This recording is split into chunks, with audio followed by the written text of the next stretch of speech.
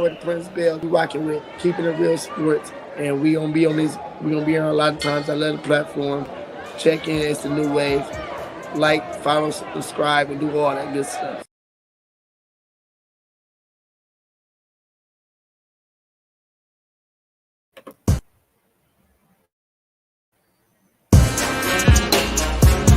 Come on. Told you I got you. Wanna talk about his game, he can talk about it. Tennis, match, golf, he can talk about it. Don't matter what it is, he can talk about it. Any sport dude, he know about it. Save your boy bum, don't doubt it. If he tell you that it is what it is, the real sports guy in the sand. Talk show game in the bag, man. Rep, don't have to throw the flag, man. Steve Taylor, and it's over. OVA, game over, they don't play. From the fourth quarter to the ninth inning, NASCAR wheels keep spinning. To the 18th hole, he's still in control. Keep eye on the goal. Coach never missing the play, cause he know the deal. This keeping it real. Sports. Come on. Keeping it real. Yeah. Let's go.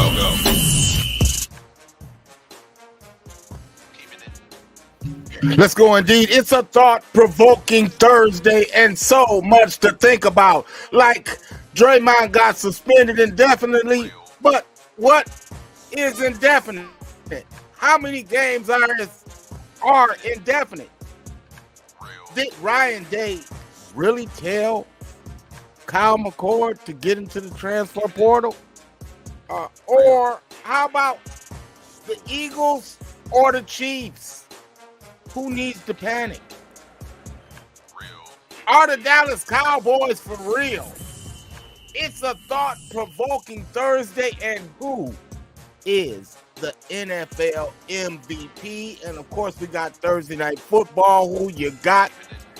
But as I always do, I can't wait to get into what's hot off the Keeping It Real Sports Press.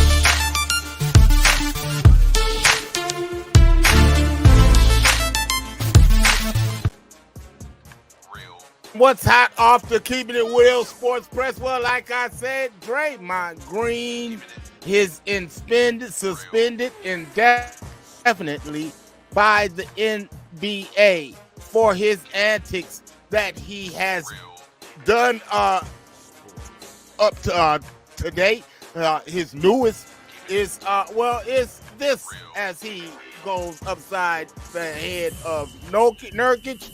And you can see, what would propel this man to do a 360 to spin and slap another player upside the head is beside me, but I'm going to get into that. The NBA has suspended Draymond indefinitely, but what in the hell is indefinite? How many games is indefinite? Like, I would feel better personally if you said indefinitely with at least 15 games, okay? But indefinite, you could come back next week. You could come back with the Ja Morant deal. I don't know what the hell is indefinite. For that, I bring in Dale Parker. And Dale, hey man, look, another hot one, man. First, welcome into the show, brother. Thanks for having me on again, Steve. How you doing today? Good, man. I'm good, man. I'm just trying to make sense of this here indefinite. What the hell? How many games is indefinite? And then when I kind of look at it, according to Adrian Wojnarowski of ESPN, he said this behavior by Draymond is unsustainable. It isn't for the Warrior organization, nor is it for the NBA.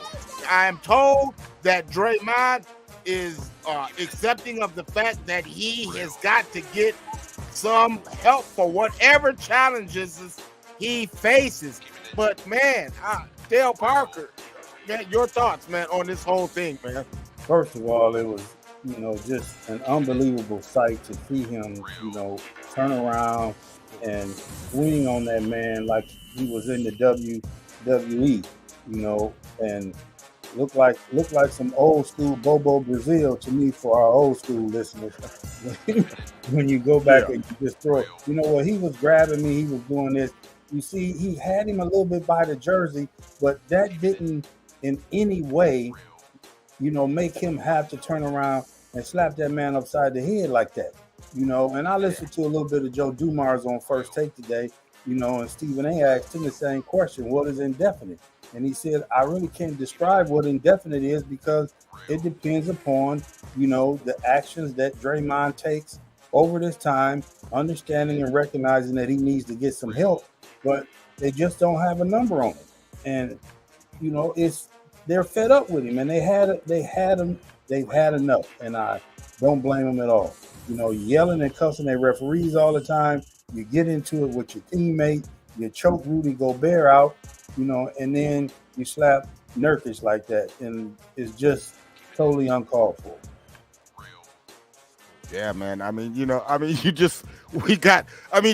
Look here, man. It's at some point, the Warriors have got to take responsibility for this, because the Warriors really, if you look at this particular incident, the Warriors really sided with Draymond Green because he's the one that got the contract, and they got rid of Jordan Poole behind that, and then even this, I can kind of see what it is, man. I understand you protecting your player, but I can't help you with this one, man. Right. Well, even in protecting the player, Steve, you don't grab him around the neck. You could have grabbed him around the chest and pulled him away from the fight, but not grab him around the neck and clamp down on it, like he was putting something in a vice that you was about to work on a workbench. And that's the way he had his head. The Jordan Poole thing, I could see Jordan Poole needed to get out of there, even if they had never got into it, because you could tell by the way he's acting this year with the Wizards that, he thinks he's better than what he is and he's bigger than what he is. And, they don't need that in Golden State. But here's what I want to know. Where is the leader on the team who is Steph Curry? Why hasn't he stepped up and said anything, about Draymond's actions and how they hurt the team and how we can't have him doing this? And why isn't the media, on him and holding him responsible like they would if AD had done this? They would be on LeBron James asking him the questions time and time again. Why aren't you doing anything about this? How can you continue to let this happen? Steph needs to answer questions. Somebody on that team needs to answer questions.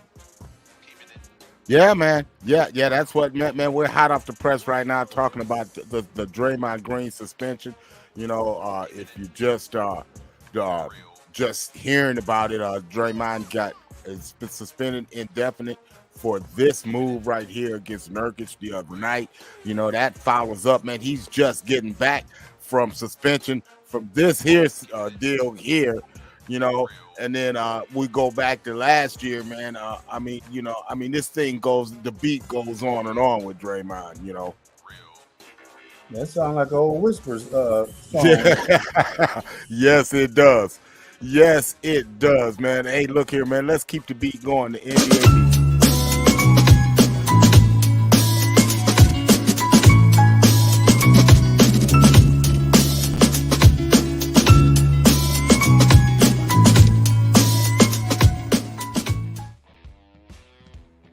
All right, man. NBA beat, man. I got to start with Giannis last night, man. What the heck, man? Him and the Pacers, man. The Pacers, man, take the ball, man. That Giannis dropped 64 with and went into the locker room because that guy scored his first NBA point from the free throw line. Dale Parker, I can't wait to hear what you have to say about this. I understand how you want to give a guy the ball when he scores his first points ever in the NBA, because who knows if he's going to ever score again, how much playing time he's going to get, whatever the case may be. But this is personal, because this is personal. They pissed off. Giannis had 53 or 54 on them earlier in the year. Then they come back and they beat him in the in-season tournament where he had 35, 36, somewhere in that area. But then you come out and they score 64, and it would be different if the game was close. Milwaukee was blowing them boys out. Rick Carlisle waved the red flag, put his starters on the bench, and Milwaukee kept their starters in. And Giannis kept going off. So I don't blame him for hiding that basketball. They always want to talk about play the game the right way, and we need to do this and we need to do that. Well, Giannis should have never been in the game as big as a lead that they had in the last 2 minutes of the game. But you took him out, then they put him back in and just let him go get 64. So you have to keep the ball. Yeah, they gave him a ball. He don't think it was a game ball. Well, that's what you get. You shouldn't have been in the game, no way. Oh man, yeah, man, that was hey man, I thought that was kind of a lot, man. But I tell you, when we look at others goings on in NBA last night, man, we got to talk about this, man. The Lakers and the Spurs, man.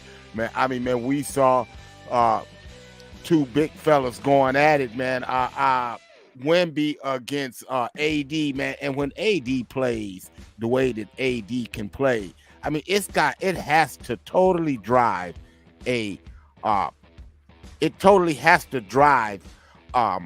Laker fan mad to see that this guy has this kind of ability night in and night out, and he just doesn't bring it, man. I mean, it's got to be just teeing you off, knowing that this guy has that kind of ability. He has an MVP game, but he doesn't bring it to the floor every night. If he played the way he's played the last 3 games every night, he would be in the conversation for league MVP because he has that type of game. But it was a great game to watch last night. Him and Wemby went at it. I like the one left-hand dunk Wemby had on him down low where he maybe jumped as high as Jokic does, and dunked right on him, which he didn't jump any higher than that. But they went at it. Fourth quarter, San Antonio really settled down and got into it. But it goes back to what you said about the Spurs at the early part of the season. They need a true point guard. They need a floor general, somebody can run that floor, get the ball to Wemby when he's supposed to get it to, McDermott, get it to Keldon, because he doesn't shoot enough. And then once he starts shooting, he doesn't stop. He needs to find that balance because as I've always told my kids when I coach, as a point guard, you can shoot the ball every time because you have the ball in your hand 90 to 95% of the time. You got to get everybody else involved, and Pop is working on him, and they're going to get there, but he really needs to go out and make a trade and get him a veteran point guard. Yeah, man, great point. Hey, man, and in the closeout, man, NBA update, man, the Suns finally get their big 3 on the floor, but the results, man, was a loss, man. But your thoughts, man, are you at least feeling at least somewhat optimistic about when you got 3 alpha males like that can really go to work at any time, and each of them can give you 30 to 40 at any given moment. You gotta fear them a little bit. Their problem is their bench. Their bench is a little weak. They need to figure out a way to make some trades before the deadline to see if they can get 1 or 2 more pieces to fit to go with that team. I'm not sure what their salary cap, issues are right now and how much into the luxury tax they want to pay, but they need to improve their bench a little bit, and they're going to be hard to handle come playoff time. Okay, all right, okay. There you go. Hey, man, let's talk a little college football.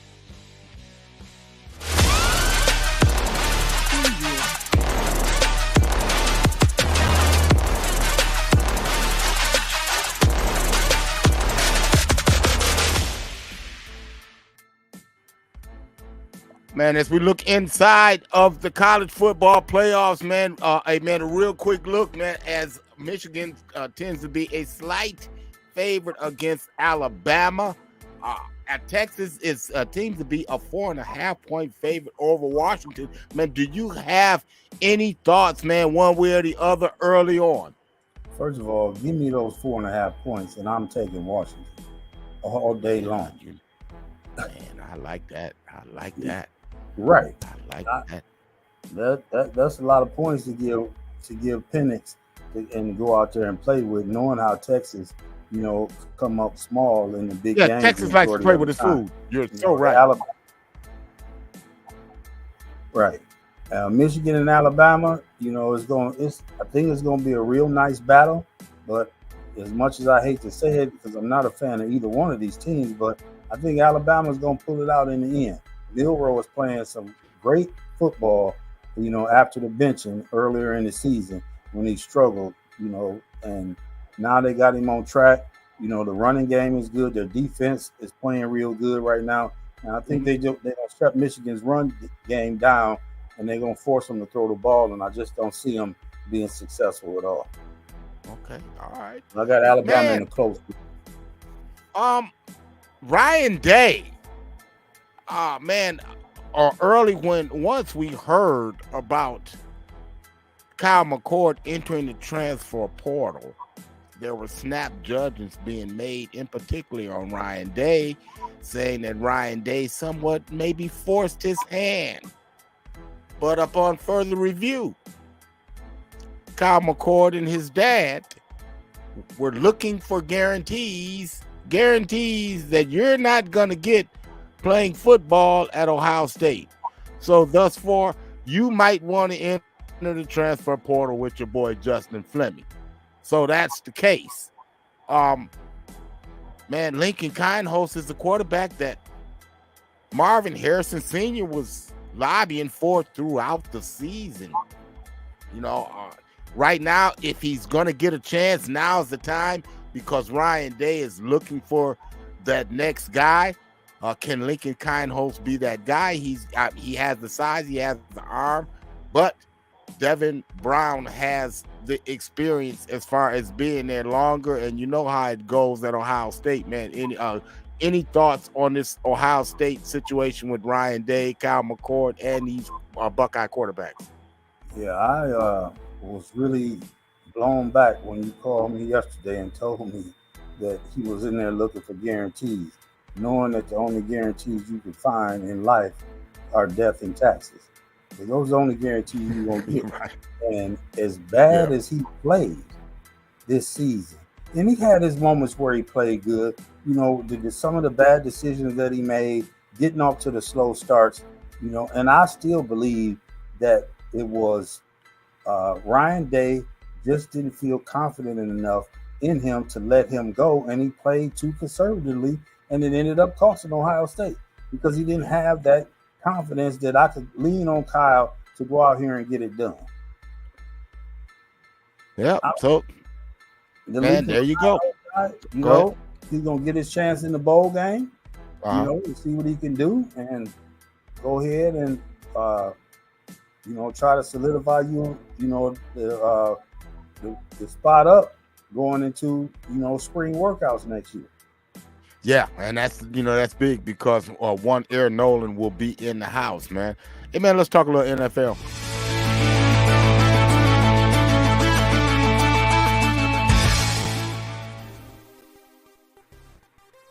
Well, Dale Parker, when I get into this NFL thing, man, because we had a great week, man, in keeping it real sports, man.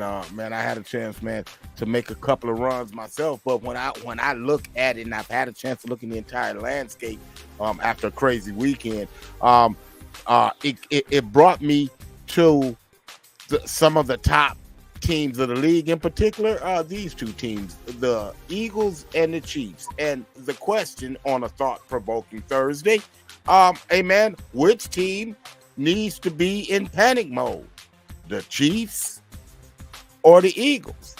Now, both teams seems to have a reason to panic, in particular the Kansas City Chiefs, because we saw Mahomes turn into my auto, but over this here play right here, where we see clearly, you saw it at the snap of the ball, Dale Parker, because we had a chance to talk about it, but clearly you see the man circled is offsides, man.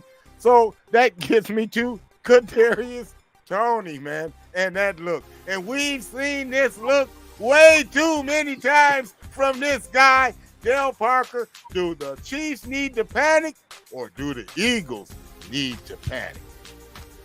I would say that the Eagles need to panic, and for one reason, I give Kansas City, put them in a position of not panicking is on the defensive side. Kansas City defense has played very well, all year, really good all year, and Philadelphia has not. I think Philadelphia's best defensive game this year was really against Miami. Out of the top teams that they played. But you see what San Francisco tore them up. Dallas tore them up. Dallas played them tough, the first time of the year, scored a lot of points. And if Dak, wore a size 13 instead of a size 14, who knows what ended up happening in that game. But that defense, I talked to you about this week. I'm like, what happened to Philly's defense? And I know they lost a couple corners and a safety, off the Super Bowl winning team, but their defense is just not the same. Yeah, I have to give you that, man. I give you that. Okay, so that gets me to my next question on a thought-provoking Thursday. Are the Dallas Cowboys, dare I say, for real? I would say they are for real. But, I hate to put the but on it. Until they prove it in January, there's always that question mark there. And I see you got it up there. Are they the real deal? They got everything that they need. Dak is playing MVP football right now. Yeah. And I know. Okay. I'm so glad you said that. Man, go ahead, finish talk about that. Because when we start talking about MVPs, man, and projected MVPs, man, I mean, you got to look at the guy, man. I mean, is he really playing at an MVP level? I mean, go ahead and finish that thought. Oh, he's definitely playing at the MVP level. And I think what happened, I don't know if it was him watching film or who said something to him, but after that San Francisco game, somebody went and told him, hey, man, you do know 88 is on this team. Right. And once he started going to 88, it just opened up everything else because now you got a double team 88, CeeDee Lamb, for those who don't know who 88 is. And then you have to rolling that safety over. Sometimes you bring in a linebacker his way when you're playing zone. And it's just the fact that it opens up, everything for everybody else. So as long as he keeps going to CD and keeps CD a part of the offense, they got a chance to be dangerous. But when it gets cold and it's January, he always seems to find a way to come up small. And until he shakes that, they're going to always have that question, going into every season until he's done playing football. Yeah. Okay, so we talked about Dak Prescott, who's definitely an MVP candidate. But, man, the other one has to be Lamar Jackson. I mean, come on, man. Oh, yeah, Lamar is playing great this year. The only thing that Lamar needs to work on is his deep ball, because I've seen him time and time again overthrow receivers on that deep ball that are wide open. But if he can get that touch and develop that touch on that deep ball, they're going to be super hard to beat because he's overthrowing people sometimes 3 times a game. And that's 21 points. Well, Dale Parker, I happen to be at M&T Bank Park Stadium Sunday where Lamar wasn't overthrowing receivers. He was underthrowing them, but they were so damn wide open that he was getting the ball to them. And then I also saw where McVay started to McVay, even though on a rainy day, that they started the game off Dale Parker with 9 consecutive runs and got to the red zone. They started on 9 consecutive runs and got it to the red zone, and McVay started to McVay. And I tell you what, man, Dale Parker, I had a chance to do a little bit of reporting from the stadium, and this is the way that I saw it that day at M&T Bank Park Stadium. Rams versus the Raiders on a rainy Sunday afternoon. Baltimore, Maryland is the place for Keeping It Real Sports exclusive. The Los Angeles Rams visiting the Baltimore Ravens on a rainy day. There was one recipe to win for the Rams: run the football. 9 plays in a row they did it, and then McVay happened. Incomplete pass. Rams can't finish the deal. They come up short, have to kick the field goal. The Ravens have the Rams resetting. What is the answer that they come up with? Well, to throw the ball more. They did that with some success, as Matthew Stafford was just that. Matthew Stafford. But on a rainy day in Baltimore, where you had to be better than that, and Lamar Jackson is there looking and waiting, not enough, as the Ravens find a way to win.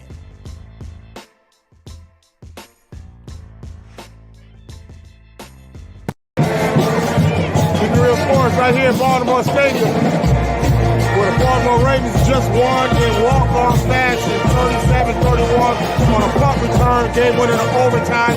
Fantastic game all the way through. As you can see, on a rainy day here in Baltimore, all the fans are still out, the band is still playing. It was a great game. Both teams came to play, but in the end, it was the Ravens getting the win here in M&T Park Stadium in Baltimore, Maryland. I'm your boy, the Real Sports Guy, bringing you all of the action right here from the stadium. Tune in for the show on Monday. I'll have much, much more for you, okay? Ravens win this one, 37-31. Pretty much how I saw it, man. You know, a great game, man. You know, it's just a damn shame that it had to go out like that, man.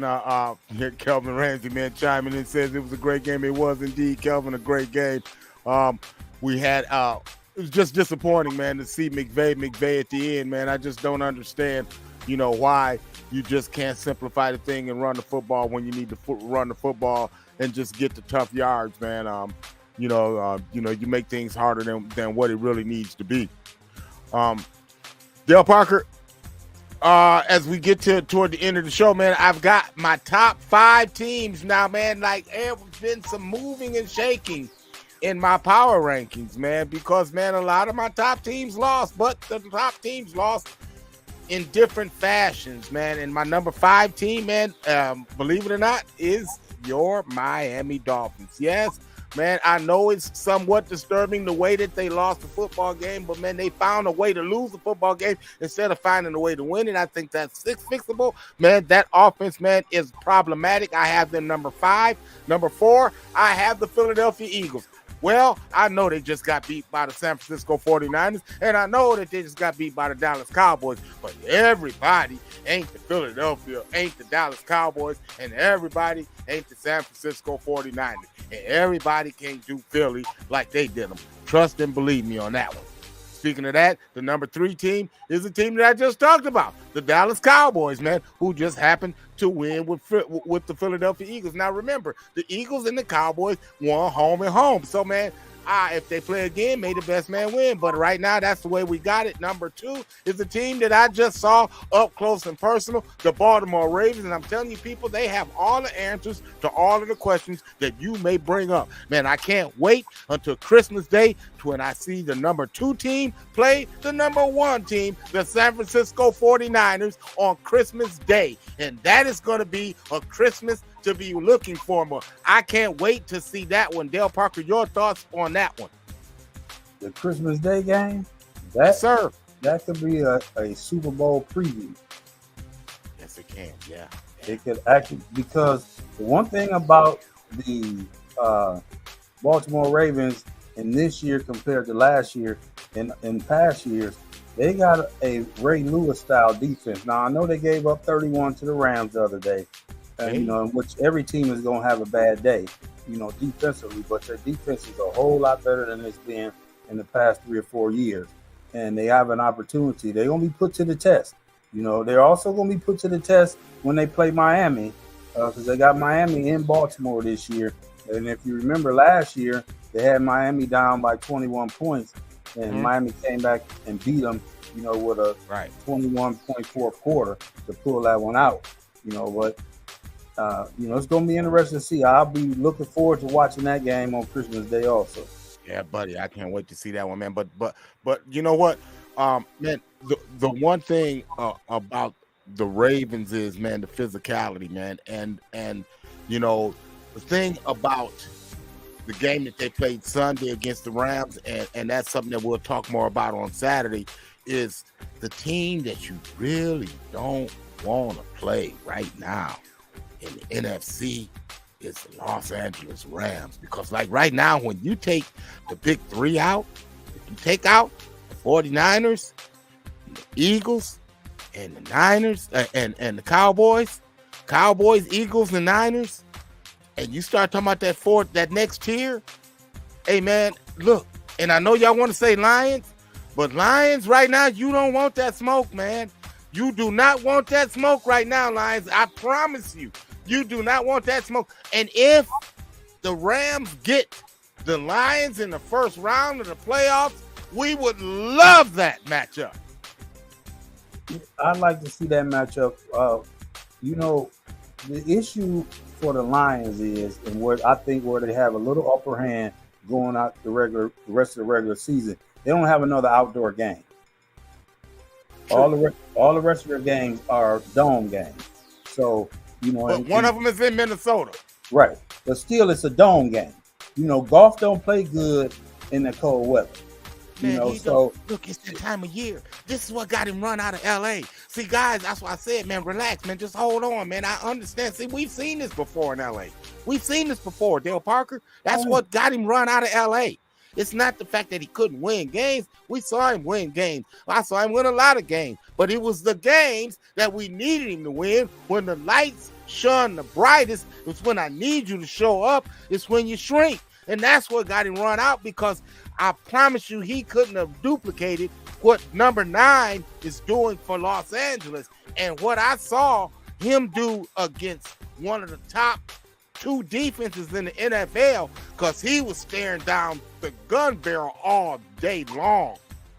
Man, they have dogs. I mean, the Ravens have dogs. Man, that number 14 jumps off the screen. That safety is, man, and I know they got Jadeveon Clowney and a cast of other Queen and all them other. No, it's 14. It's that 14. That guy is all over the place, man. That team is well stacked, man. Oh man, and I can't wait. I got him in my pick 6 this week as they play the Jacksonville Jaguars on a Sunday night affair, man. I can't. I'll tell you, give you who I think will win that on Saturday. But man, that is a team that, oh my goodness, hey man, that felt like a win coming from a loss. And it's crazy to say that, but to watch the Rams fight the way they did, and to get the answers to the questions, man, and the mentalities, and I'll get more into that, man, as we get into the weekend, the mentality of the teams, because I had a chance to chat with them, and in particular, but did an exclusive with my guy Rock Ya-Sin, man, the cornerback for the Ravens. Got a chance to just chat with him, man. I mean, man, that's just such a down to earth brother, man. But we got much more coming for you tonight, Dale Parker. We got the big one going on, man. Hey, man, Chargers, Raiders. Now, both quarterbacks have been knocked out. We got Easton Stick for the Chargers, as Justin Herbert is out for the season with a broken finger, and we have Aiden O'Connell for the Raiders. Here's the $1 million question, Dale Parker. Who you got? Didn't you just see a 3-0 game last year? Yes, you did. Yes, you did. That the Raiders played. Yes, you did. Who? Were they playing LA? Give me the Chargers. They are playing in L.A. They are playing in L.A. Yeah, give me the Chargers. Man, well, I tell you, if you're gonna bet, I'd bet the under on this one. Oh, definitely bet the under. Bet the under on this one. What's the total? But I got a good one for you. Here's one. Eastern Stick to score a touchdown.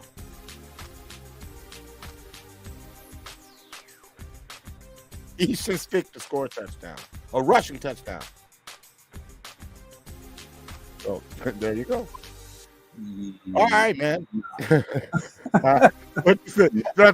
When he scores that touchdown, you're going to be calling me tonight, man. I promise you. You're going to call me.